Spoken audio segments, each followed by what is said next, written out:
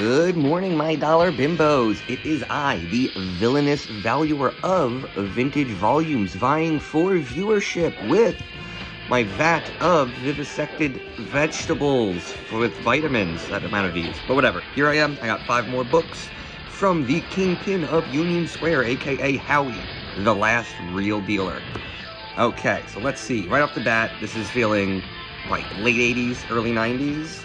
What do we got? Man of Steel, Return to Smallville. Is this okay? Byrne. So yeah, this was part of. I had a comic book veteran at my local store just make the argument in favor of the John Byrne Superman run, and so I've just been slowly going back and buying every John Byrne Superman I can. I just love the weirdness of DC Comics working out of 666 Fifth Avenue, which I do believe is a Jared Kushner building, and evil. But there you go. So this is just, very early in the process of, I feel like this was the miniseries where Byrne kind of reset, the status quo of Superman, kind of giving us, a lot of what we think of as Superman today. Okay, so this is going to be a little further. So this is probably early 2000s, right? 2001. There we go. Oh, Starman. Okay, so yeah, this is another one of those runs. It's like the Brubaker Catwoman run. Gail Simone on Secret Six. There are just certain runs that they're massive. But if I ever see one of those books for $1, I'll buy it. I don't even care if I have it already. Also, what an awesome name. Snedgeberg, Goodberg, Jibberberg, Snidgeberg, Snedgeberg. Jeez. Okay, cool. So yeah, it's just a very fun series. It's incredibly well written. There's a reason why when you're having that conversation about the best stories in comic book history, the Robinson Starman run comes up. Now, also, I do think the John Byrne Superman run comes up. And, by the way, most of these books are available for $1 or less if you look for them. So why pay $6 for a brand new release that is unlikely to be a great comic when you can pay $1 or less and get stuff we know is great? These are great. Okay. And what do we have here? We have a WrestleMania, not a WrestleMania ad, a WrestleMania Fleer trading card ad from 2004. Okay. What comic could this be? Dr. Fate. Okay, so this is just a character I always thought was interesting. The easiest, as a Marvel kid, it's kind of easy for me to look at DC and just be like, man, it's just Doctor Strange. But it's like, yeah, the timing doesn't really check out. Dr. Fate was similar at first, and also Doctor Strange isn't particularly original in any meaningful way. But I always thought Dr. Fate was an interesting character, and he never really seemed to get the attention on the DC side that Doctor Strange got. I feel like magic gets a short shrift when it comes to DC. I don't know why. I feel like Marvel has had an interesting way of merging the magic and the science stuff, right? Like with Thor just being on a different planet, or the weird, different realms that exist side by side. Science kind of works in all of them. Magic kind of works in all of them. They kind of work together. They can understand each other.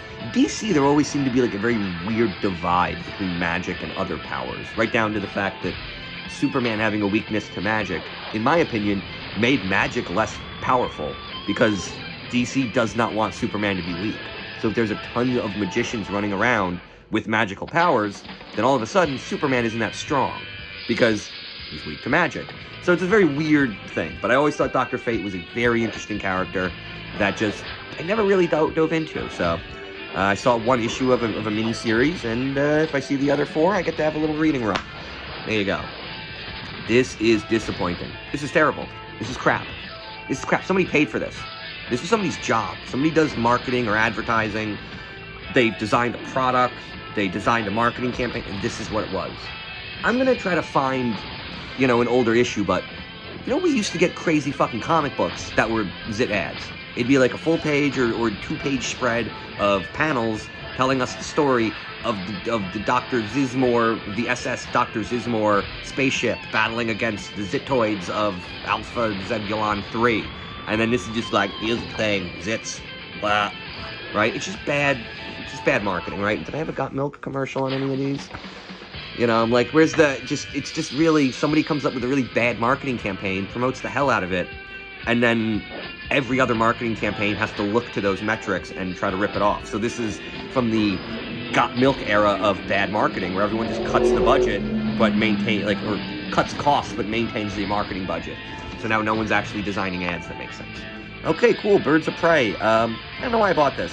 I feel like it's a popular run, but honestly, the amount of spam around this franchise right now on the internet, it's very aggressive. I've noticed a couple of Reddit accounts that are just chain posting about Birds of Prey while also spamming about Renew Young Justice. And it's like, okay, cool, so this is the spam property now.